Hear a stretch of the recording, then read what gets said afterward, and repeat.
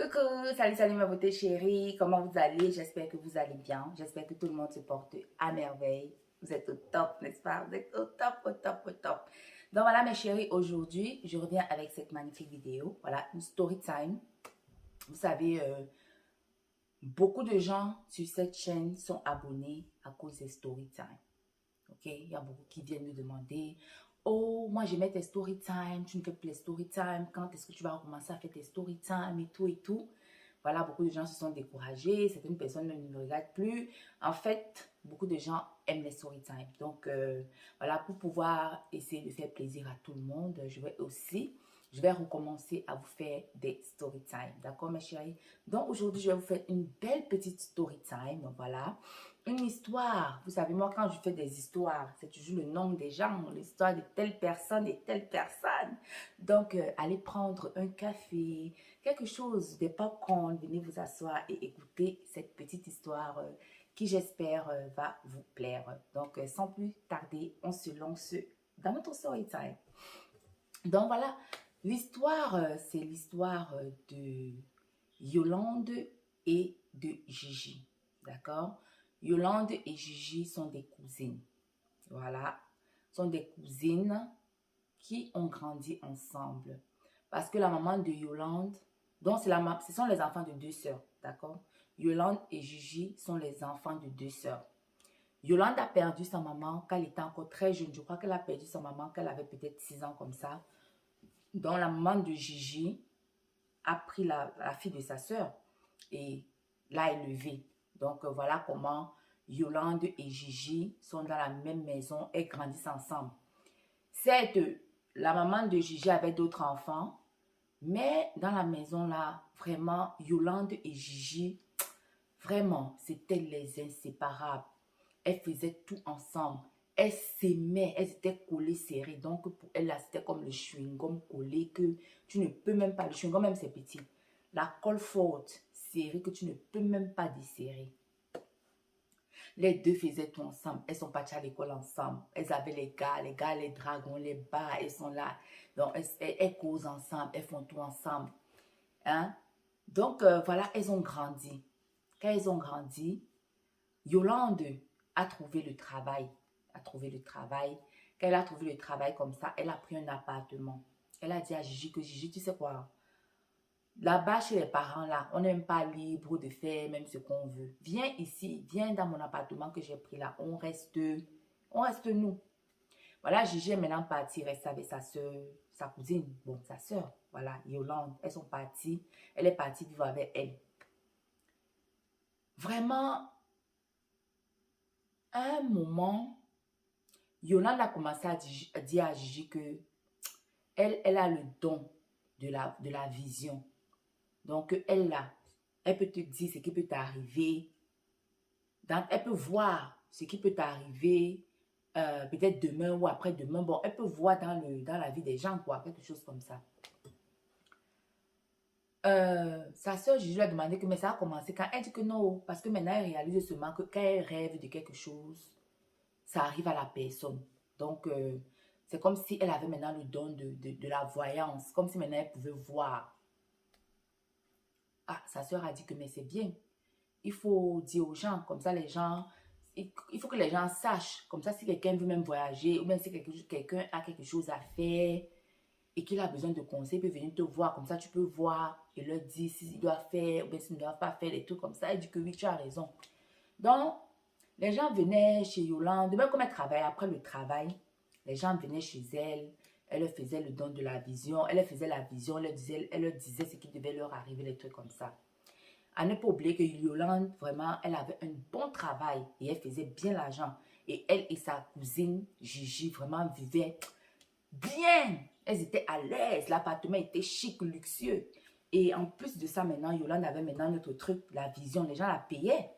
Les gens la payaient pour faire les visions et tout et tout. Donc, leur vie chauffait les gars. Donc, elle n'avait même pas de problème. Quand un gars vient dans leur vie et que le gars fait un genre, elle bat les gars. Donc, elle ne... Ce n'étaient pas les filles qui souffraient même pour les gars. Si tu viens dans leur vie, tu ne donnes pas. Elle te bat. Voilà. Voilà maintenant qu'un jour, Yolande est tombée gravement malade. Yolande tombe malade. elle a l'insuffisance rénale. On l'amène partout, on l'amène partout. Tous les hôpitaux, ils ont parcouru les hôpitaux, tous les hôpitaux.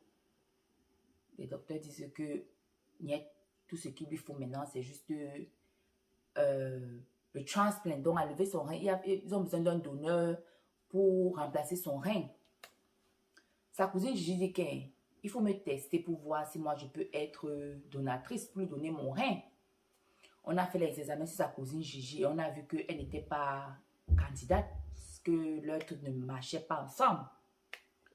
Voilà maintenant la maman de Gigi qui est la tante de Yolande, en vrai, mais qui est sa mère parce que c'est elle qui l'a élevée, dit que voilà, on a déjà essayé l'hôpital à Londres, chez les guérisseurs traditionnels. Ils sont allés chez les guérisseurs traditionnels. Ils ont travaillé, rien. Ça ne passait pas. Donc, pour finir, le docteur se m'a dit qu'il ne lui reste plus longtemps à vivre. Donc, elle était internée à l'hôpital. Et sa soeur Gigi était toujours à l'hôpital avec elle. Elle s'occupait d'elle. Elle s'occupait d'elle pendant ces derniers jours. Un jour, elle était en train de causer comme ça. Elle dit à Gigi que ouais, Gigi, me voici qu'ils sont en train de mourir. Je vais même te laisser quoi? Je n'ai rien à te laisser. Mais prends ma bague-ci. Ma bague-ci, c'est tout ce que j'ai de cher au monde. C'est tout ce que j'ai de cher au monde. Prends bien soin de ça. C'est un trésor que je te donne. Vraiment, c'est une bague en or. C'est mon trésor que je te donne. Donc, prends bien soin de moi. Garde ça auprès de ton cœur. Et rappelle-toi toujours de moi quand tu la portes. J'ai dit que ouais, même si tu ne me donnes rien, ça ne fait rien. Mais la bague que tu m'as donnée là, vraiment, je vais la garder précieusement. Donc voilà, Yolande est finalement morte. Aïe, Gigi était dépassée. Gigi a pleuré. Gigi ne mangeait plus. Gigi était vraiment... Donc, c'est comme si une partie d'elle l'avait quittée. C'est comme si une partie d'elle a quitté son corps. Là, voilà, elle reste 6 mois plus tard. Elle tombe, elle-même Gigi, elle tombe gravement malade. Une partie de son corps comme ça, là, devient paralysée. La fille ne peut plus bouger son bras. Elle ne peut plus marcher du côté là. Ça devient paralysée. On amène Gigi dans tous les hôpitaux. On l'amène.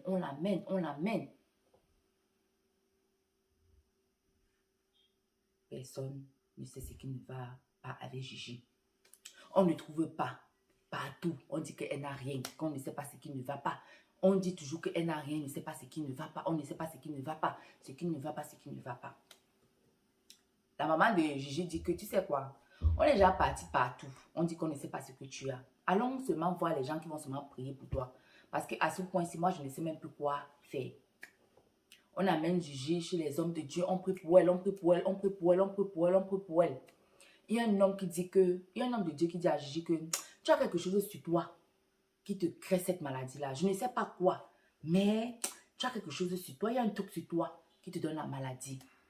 Mais je ne sais pas quoi. Mais prie seulement. Il lui dit à Gigi qu'il faut seulement prier. Parce que, mais je sens quelque chose en toi qui te donne cette maladie-là. Mais va seulement, continue seulement à prier. Gigi est rentré à la maison, il a continué à prier, continue à prier, continue à prier. Un autre jour encore, le monsieur est encore revenu pour prier pour elle. Il dit que Dieu lui a révélé que la bague qu'elle porte là, c'est ça qui la rend malade. Parce que pendant qu'ils étaient en train de prier, il s'approchait vers elle, il sentait l'objet, il sentait. Et ça venait de son doigt. Il y avait une force qui venait de sa main. Il dit que c'est la bague que tu portes là qui te donne ces problèmes. J'ai dit que non. Ça ne peut jamais être ma bague. Ça, c'est la bague que Yolande m'a donnée. Que ce n'est pas la bague là qui me crée un problème. Non, je ne peux pas enlever ma bague. Je n'enlève pas ma bague. Ça, ce sont des histoires. C'est Yolande qui m'a donné la bague-ci. Je ne peux pas enlever ça. Ce n'est pas cette bague qui me crée les problèmes. Donc, elle a refusé d'enlever la bague. Ils sont rentrés à la maison. La maladie continue, la maladie continue. La maladie continue, la maladie continue. Il prie, rien. Un jour, la mère de Gigi dit que, mais Gigi, c'est même quoi le problème? Le monsieur a dit que c'est la bague. Enlève quand même la bague, dépose, on va voir. On voit. Après, si ça n'est pas ça, n'est pas tu remets ta bague. Je dis que non. Yolande m'a dit que c'est mon trésor. Je ne veux pas enlever. Ça la met près de moi. Non, non, non, non. Elle m'a dit que pardon, enlève la bague là. Et puis après, tu peux remettre. Le matin, bonheur, c'est levé, enlever la bague. Vers le soir comme ça, elle bouge sa main commence à bouger. Elle appelle sa mère que, hey maman, quelque chose est en train de se passer si mon bras est en train de bouger. Ta mère dit que, hey Seigneur, hein, ta main bouge. Elle dit que oui maman, regarde, ma main est en train de bouger. Le temps passe, le temps passe. Son pied commence à être un peu bien. Elle peut déjà un peu marcher en boitant, en boitant. Jusqu'à finir, elle est guérie. Maintenant, la mère dit que, yay! Donc, ça veut dire que c'est la bague là qui te donnait la maladie là. Qu'il faut qu'on amène la bague là, on prie ça, on voit ce qu'il y a dans la bague que Yolande t'avait donnée. Je dis que non, vous aimez trop ça. Vous aimez toujours penser que les gens sont comme ça. Vous aimez, il y a la bague là, il n'y a rien sur ça. Je vais remettre ma bague. Je vais remettre ma bague. La mère lui dit qu'un, attends d'abord ma chérie. Tu ne peux pas remettre la bague comme ça. Tu as enlevé la bague. La bague, tu as commencé à te sentir bien. Maintenant, tu parles que tu vas remettre la bague. Tu vas remettre quelle bague? Tu ne remets pas la bague là. On envoie la bague là pour prier sur ça. Sur le monsieur qui a dit qu'il sentait que la bague là avait un esprit. On envoie la bague là chez le monsieur. Le monsieur l'a pris. Le monsieur l'a pris. Le monsieur l'a pris. Après, il révèle aux parents que la bague là, c'est la bague du pouvoir. Que Yolande était partie chercher le pouvoir quelque part. On lui a donné la bague là, la bague du pouvoir, qu'elle ne va jamais manquer d'argent et qu'elle aura le don de la vision. Elle peut voir dans la vie des gens. Donc, c'était son pouvoir là-bas. Qu'elle ne va jamais manquer d'argent et qu'elle aura la vision. Mais le problème, c'était que quand elle a donné la bague à Gigi, elle-même, Yolande, elle ne savait pas que Gigi ne peut pas seulement prendre la bague pour porter comme ça. Il fallait d'abord qu'on travaille sur Gigi avant qu'elle porte la bague là. Donc, elle-même, en lui donnant la bague, elle ne savait pas qu'il fallait d'abord qu'on travaille sur elle pour qu'elle puisse porter. Donc, voilà ce qui a causé. Donc, maintenant, moi, je demande que, est-ce que Yolande était méchante? Est-ce qu'elle voulait le mal de Gigi en lui donnant la bague là? Est-ce qu'elle était mauvaise avec Gigi? Est-ce que, parce que tout le monde, les gens sont en train de maintenant dire qu'elle était mauvaise, c'était une mauvaise fille, elle n'aimait pas sa cousine. Est-ce que vous croyez dans cette histoire-ci que Yolande n'aimait pas sa cousine Gigi? Qu'est-ce que vous en pensez, mes chers frères et sœurs, mes beautés chéries? Dites dans les commentaires ce que vous pensez de Yolande. Est-ce qu'elle savait que la bague allait rendre sa cousine Gigi mal? Ou bien est-ce qu'elle comptait, est-ce qu'elle pensait lui donner tout son pouvoir? Qu'est-ce que vous en pensez? Donc, dans les commentaires, dites-moi. Voilà. Voilà. Vous avez aimé l'histoire? Vous avez aimé l'histoire? Voilà. Si vous avez aimé l'histoire, mes chéris, n'oubliez pas de me donner des pouces en l'air. Comme toujours, abonnez-vous, je vous en prie. Cliquez sur la cloche de notification parce que depuis que vous savez, comme j'ai quitté YouTube depuis, l'algorithme est gâté. Donc, quand je poste maintenant, je ne sais même pas si YouTube notifie aux gens que j'ai posté des vidéos. Comme j'ai fait 2 ans sans poster là, tout mon algorithme est gâté. Les gens n'ont plus les notifications que j'ai postées. Les gens ne voient plus mes vidéos et tout. Donc, c'est vous qui allez m'aider à rebooster ma page. Voilà, en mettant la cloche de notification, en mettant les likes, les pouces en l'air et en commentant. Voilà, voilà, ça va aider mon algorithme. Mon algorithme a monté. Voilà, donc si vous ne me suivez pas sur Facebook, mes chéris, allez me suivre sur Facebook et Cameroun Diva. D'accord? Voilà, c'est tout pour cette story time. J'espère que la story time vous a plu.